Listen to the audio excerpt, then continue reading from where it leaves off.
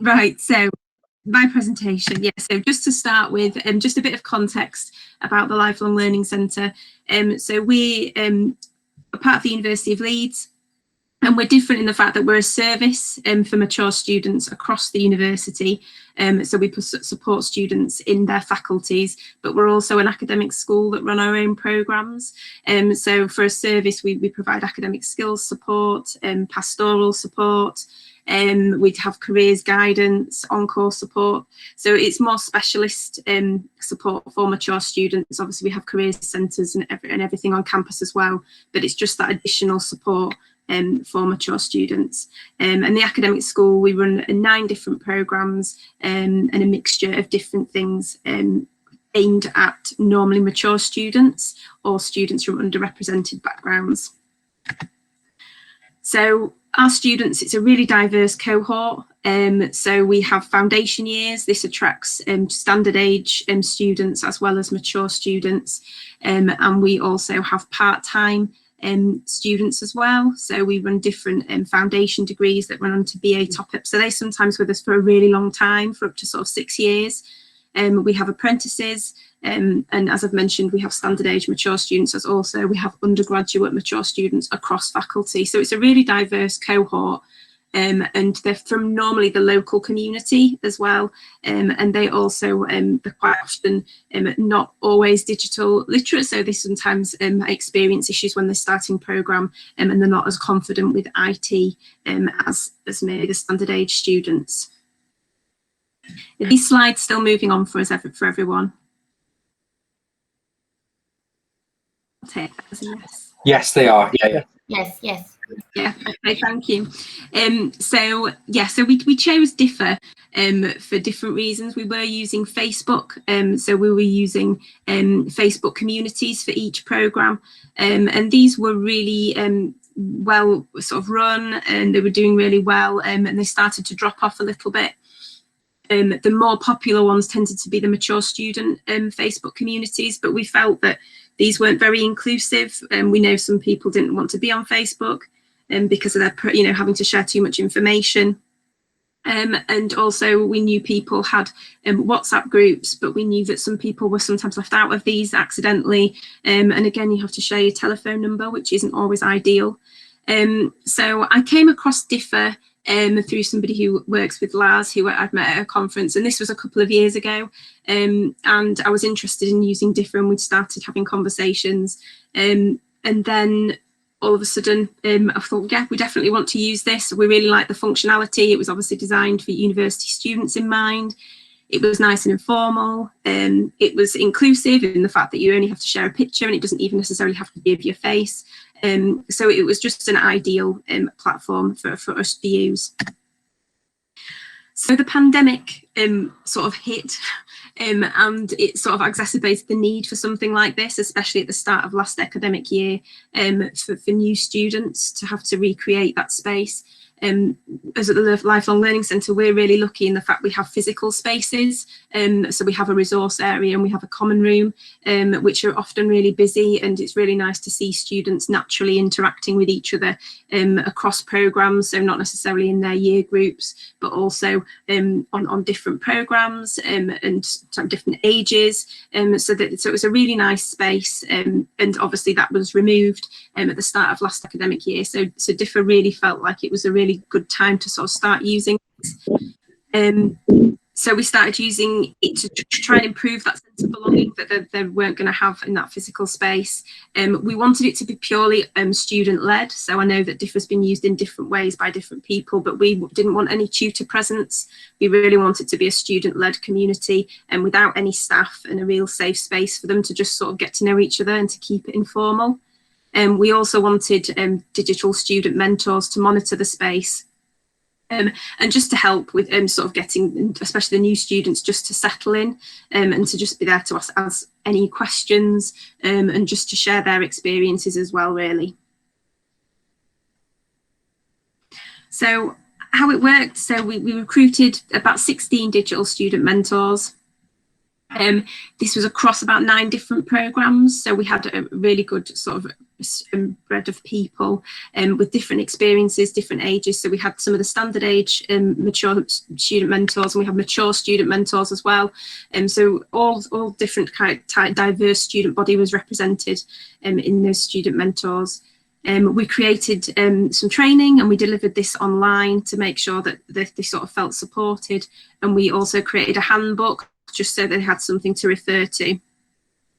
We invited everybody to join by email, and we did this. We had run a Kickstart academic skills programme before people start, so we invited people as they'd done that. So it was sort of the beginning of September, so a good sort of 2 or 3 weeks before the start of the academic year.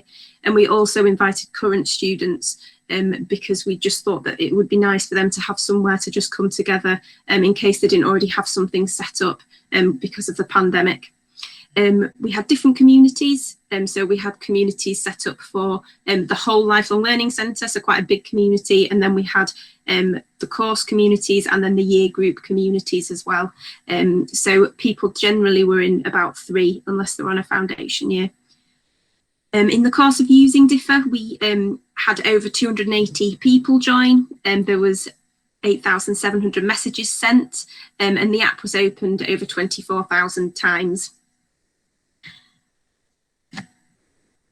So when we'd recruited the digital student mentors, we decided, because it was a new project, we weren't familiar with Differ at all, and we didn't really know what to expect. We thought just for everybody it would be really nice to have sort of weekly planning meetings.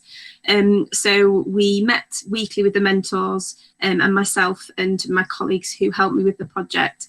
And this was one of the first meetings that we had. So this was actually before we invited any of the students, and we were thinking about how they would introduce themselves. So we were thinking about what would you include in your introduction message, and you can see some of the things here that people were putting. Sort of why have you decided to come to University of Leeds, including what your hobbies were, asking people who are settling in. And again, this was something that Lars had shared in to help with the training. I don't know if you've seen the YouTube clip, First Follower Leadership Lessons from I've spelled that wrong, from a dancing guy even. But yeah, it's a really nice YouTube video that sort of represents this guy who's dancing in a field, and slowly but surely people start joining one by one, and eventually like a massive crowd are dancing, and it's sort of a really nice way of representing that sort of to be a good leader you sort of need somebody to follow you. So we were just trying to think about ways of trying to get that conversation started.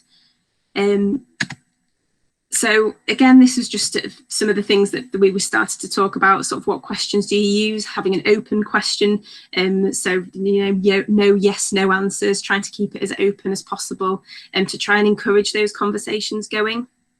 So we did talk about this quite a lot and try to get people sort of invigorated to try and make it really informal and fun. So then we move on to, after a couple of weeks, we found that people weren't as interactive as we thought they were going to be. And the mentors, sort of, we asked them, what do you think that people are seeming to respond to?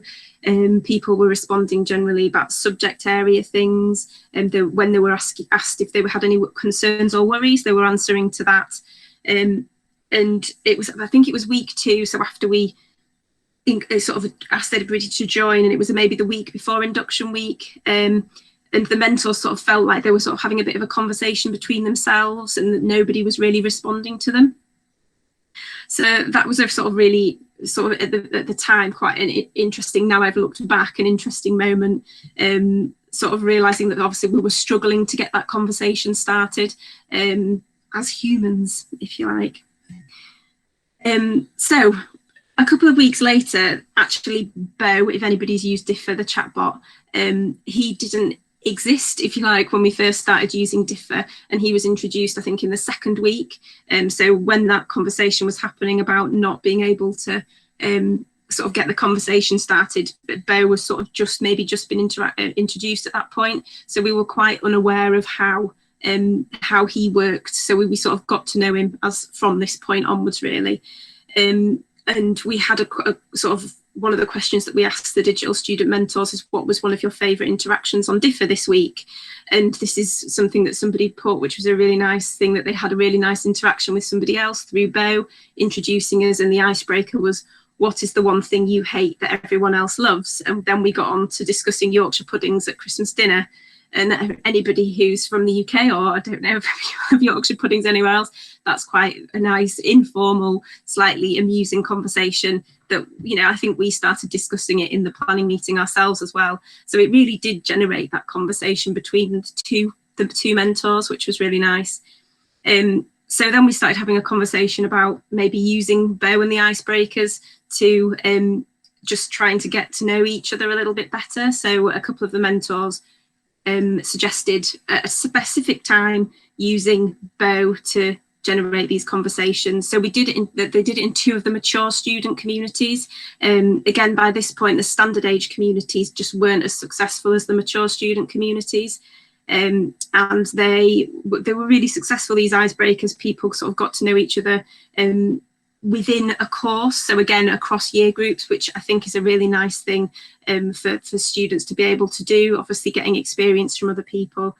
So that was when we started getting more familiar with Beau and using these icebreakers to try and start these informal conversations. We also started doing a speed friending Friday. So on at 8 o'clock on a Friday, we asked people to join a specific community that was called speed friending. And so we knew that everybody in that community really wanted to get to know other students. And we had quite a few people join to do that. And they then got to meet people on different programs and different ages. And again, that diverse student body that people weren't getting to meet in our physical resource area, and we were sort of trying to recreate that using Beau in this speed friending community. Over the course of using Differ, this was from September through to about end of October, beginning of November, over 50% of the people on Differ joined an icebreaker at some point. So this is just reflecting back sort of what sort of the students and the mentors thought about the whole icebreaking and Beau and Differ experience. So the mentors really liked it because they felt like they were making a difference. One thing that really stuck out to me and to them was that it became more formal than they expected. And I think on reflection, it was really interesting to look back, especially when I was creating this presentation, how there was these points when we were really struggling to get the conversation started as humans, but then actually there was this moment where we sort of realised that there'd been a really nice interaction with Beau and that Beau existed and what Beau's capabilities were, that that sort of brought a bit of an informal element in. I still think that we didn't utilise Beau as well as we could have done because we didn't really know that much about him at the start of using the project. But there was definitely that formal element that had sort of crept in. And I think that myself and my colleague Helen, we realised that we were probably quite guilty of the training that we delivered for mentors became quite formal because we were very unfamiliar with just the capabilities of Differ and the functionalities, and we wanted them to feel supported. So mentors also thought that Differ had its place for some groups. Again, as I've mentioned already, the mature student groups were really well sort of facilitated, and they were really active. But the foundation years, which have more standard age students on, they tended to quite quickly migrate to WhatsApp, which again is we were happy with, and we sort of expected that to happen because we just, as some of the things that say on the coloured post-it notes on these slides, a lot of people felt like it was just a great place to connect initially. And that's what we wanted. We just wanted people to find some way of connecting with each other. The mentors felt supported in their role, but they also felt like there was room for improvement. Again, there was issues with Beau at the start with onboarding and things like that, and functionality. So, you know, there is still room for improvement, but I'm not sure if I put one of the post-its on, but one of the things was don't let Differ die, which was, I thought was really sweet. They wanted to make sure that we kept using Differ. So this is something that we asked quite early on to people who are using Differ, the apps, and not the mentors. These are the students who are using the communities. And I don't know if you've used Menti before, but this is a Mentimeter where in the middle of the cloud you can see the bigger words is what people have said more. So helpful, useful, friendly and easy were sort of the more popular things that people were saying, which is obviously really positive feedback. But there were things in there like could be better, ineffective, you know, which is smaller, so unconfusing. So again, the people had a little bit slightly mixed views about the functionality of differ. So again, you can see that people were quite positive about differ. So people who answered the survey, they'd actively engaged with it, they'd found differ useful, and they'd recommend it to a friend. It was a little bit more neutral on whether they were more committed to completing their course since using differ. But on the whole, it was edging towards more positive than not.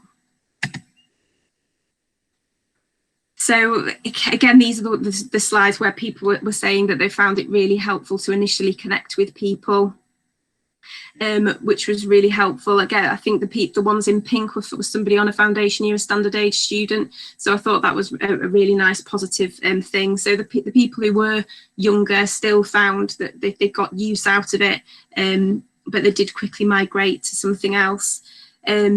One really nice thing, there were two different interactions. People who'd used the icebreakers and used Beau, one pair that I didn't speak to everybody who used the app, but one pair actually met on differ, and then they arranged to meet physically. So they met for a coffee, so they planned to meet once they'd sort of, the ice had been broken by Beau, so to speak, online. They then met physically for a coffee.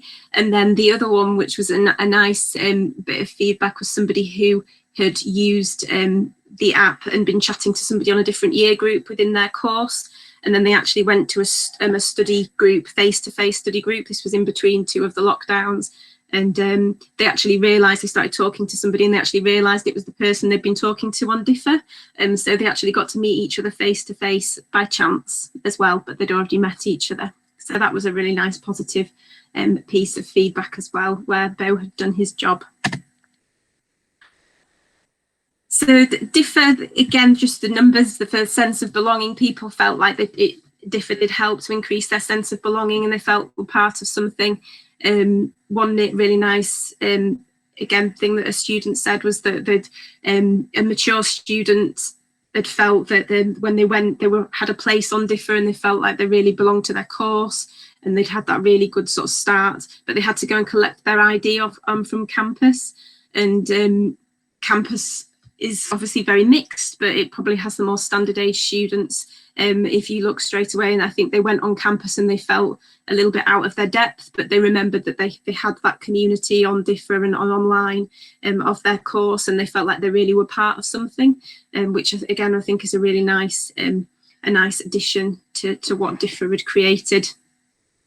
And again, just another couple of things saying that people felt like that it made them feel less isolated when they started on their programme, and that it was a great way of just onboarding and making them feel part of the course, and especially when people put their photos on, which people liked, being able to see people's faces.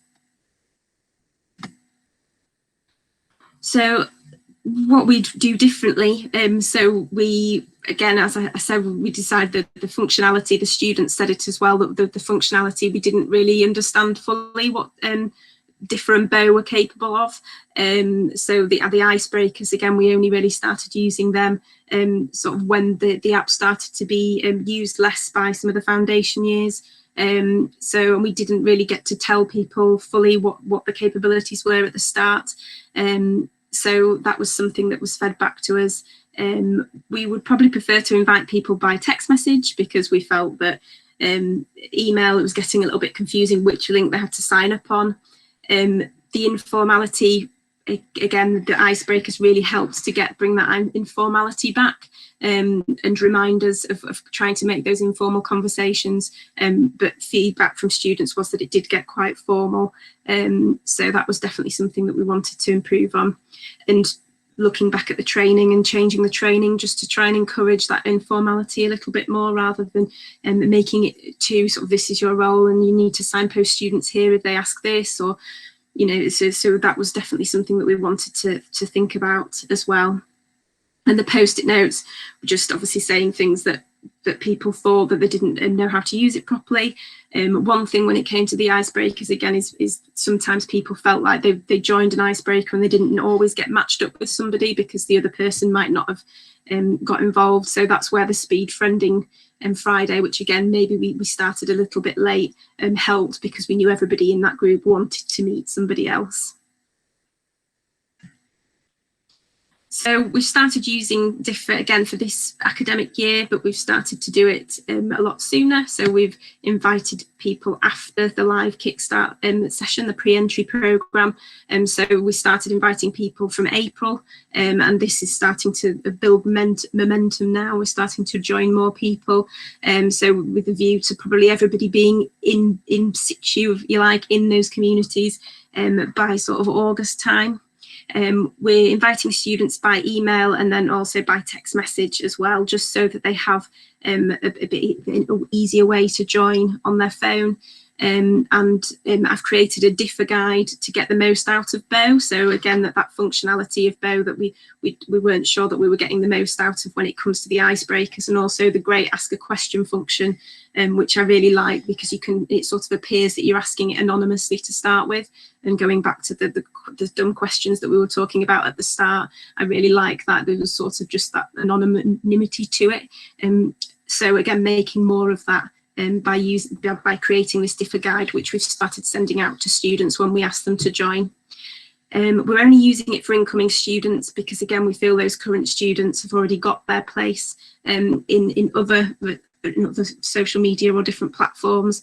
But one of our communities, the PHE community, which is a mature student foundation year, is still being used, and they asked us to not stop using it. So they're still using it now. They've finished their course and they're actually still communicating on it quite a bit, which is really nice. So it might be that current students, once we start using it, that we might find that they do want to stay on. But for now, we're only going to invite incoming students. Because we are staggering people joining, we're going to use the icebreakers more actively from the start to integrate new members into the group, so that they all can get to know each other and start to build that feeling of community and sense of community and get to know each other. And obviously the positive that we have is that because we've used Differ for a year already, we're actually using the new students from last year who used Differ as the digital student mentors this year. So they are sort of advocates of Differ, and they're the experts of using Differ. So we're hoping as well that makes quite a difference. And any questions? Thank you, Jenni. Fabulous. So I think we learned from your presentation kind of how important it is with the context, and also where chatbots might fit into the student journey, and also how it's not just about the chatbot. It's the chatbot's roles in the larger network of people and possibly chatbots. Do we have any questions here? I think it might good to take the questions for Jenni right after her presentation here, and then JJ will continue with the next one afterwards. Is there any questions in the chat, I wonder? Feel free to raise the hand or just turn on your microphone. Let's speak up. We have John Brindle. Hi, Jenni, all right? How did you get? So I've spoken to Lars previously about using different things like that. How did you get buy-in for using the tool across the institution? So it wasn't not across the institution, but across our centre. Are you talking with staff or with students? A bit of both, really. Yeah. So I suppose because we started using it, it was all, again, it felt quite rushed, and we're more prepared this year, but we did talk to all academic staff about inductions, and we sent them a slide to include in their inductions, so that they had to talk about it because the slide was there, so they couldn't miss it. And obviously all students will then have seen Differ. Trying to think what else. Again, it's spreading the word. We had different roles that are involved in different student activities at the start of induction, and just making sure that they, sort of student experience team, they knew about DIFA so they could signpost people to it. I think that it just sort of, we did just try and promote it where all students and staff could see, but there was just really, like Helen, my colleague, who's put something in the chat, there was, people were sort of mentioning DIFA in Collaborate Ultra in the online teaching spaces, saying, oh, we could chat about that in DIFA, or we've put that on DIFA. So it was already, if they hadn't heard about it, they were sort of seeing it sometimes in conversations as well, which was really nice.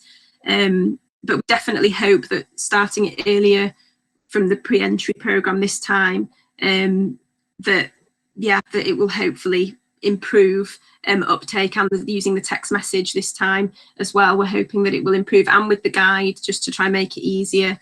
As Helen said as well, we sort of promoted the fact that it was reducing work for staff as well. You know, it was a place where hopefully students could answer their own questions of each other.